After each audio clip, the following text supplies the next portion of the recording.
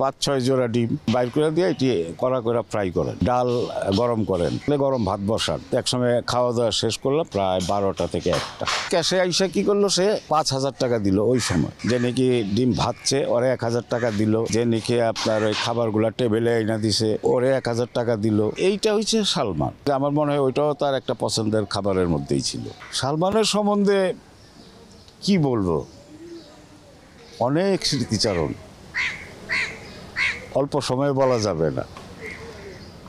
তারপরেও কিছু কিছু সময় বলতে হয়, যে চলে যায় সে তো আর ফিরে আসে না এবং আসবেও না।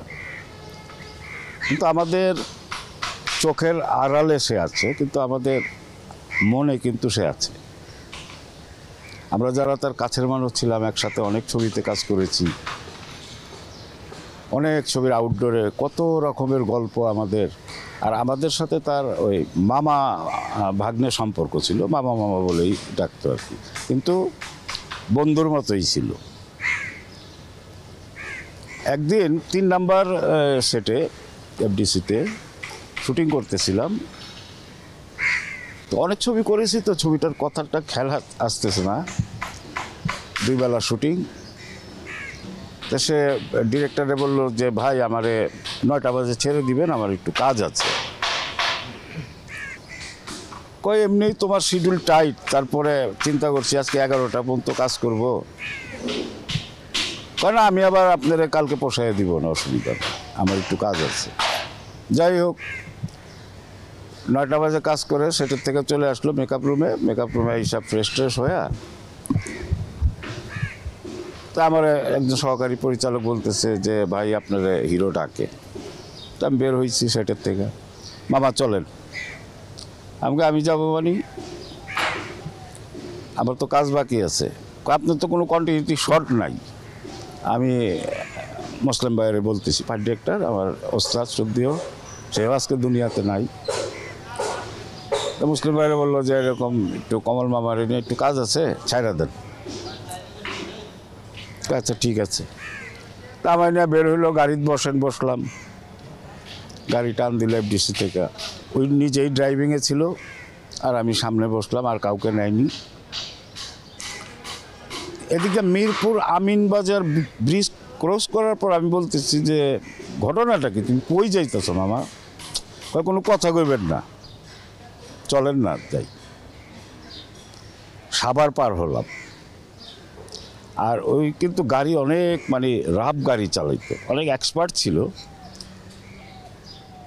তো যাই হোক, আমি কই না তুমি কই যাচ্ছ, এদিকে যাচ্ছ, এটা বলবো না আমারে? কয় মামা সকাল থেকে মন চাচ্ছে আরিচা ঘাটে গিয়া ইলিশ মাছের ডিম আর পাতলা ডাল খাবো, গরম ডাল গরম ভাত ডিম নিজে ভাইজা খাবো। আর কি বলবো আমি, এক সময় আরিচা চলে গেলাম, যাই গাড়ি সাইড করে 2-3টা রেস্টুরেন্টের দেখা একটার ভিতর ঢুকা। তো সবাই তো তারে চেনে, আমারও চেনে। ক্যাশের থেকে মালিক দৌড়ে আসলো, পরে বললো যে ভালো ইলিশ মাছের ডিম, বড় ডিম লাগবে আমার। আছে তো? হ্যাঁ আছে, ফ্রিজে আছে। আমি নিজে দেখা নিব। ফ্রিজ খুইলা ডিপ ফ্রিজে প্রায় মোটামুটি 5-6 জোড়া ডিম, 2 পিস করে থাকে তো একটা ডিমে। হ্যাঁ, নিয়ে সে বাইর করে দিয়ে এটি কড়া করে ফ্রাই করেন, আর ডাল গরম করেন, ভাত গরম না থাকলে গরম ভাত বসান। যাই হোক ওইভাবে ব্যবস্থা করলো। একসময় খাওয়া দাওয়া শেষ করলাম, তখন মোটামুটি রাত্রের মনে করেন প্রায় 12টা থেকে 1টা। তা আমি বললাম এটা কোনো কথা মামা, আবার সকালে শুটিং আছে। কয় না মামা, এক টানে চলে যাব, গাড়ি রাস্তা ফাঁকা আছে, চলে যাব। তো খাওয়া দাওয়ার পর বিল যাই হয়েছে, বিল টিলার করেনি, ক্যাশে আইসা কী করলো, সে 5,000 টাকা দিল ওই সময়। 5,000 টাকা দেওয়ার পর খুব খুশি মালিক সহ স্টাফরা আবার ডাক দিল, যে নাকি ডিম ভাতছে ওরে 1,000 টাকা দিল, যে নাকি আপনার ওই খাবারগুলো টেবিলে এনে দিছে ওরে 1,000 টাকা দিল। এই দিয়া টিয়া পরে আবার আমরা গাড়ি চলে আসলাম। এইটা হচ্ছে সালমান।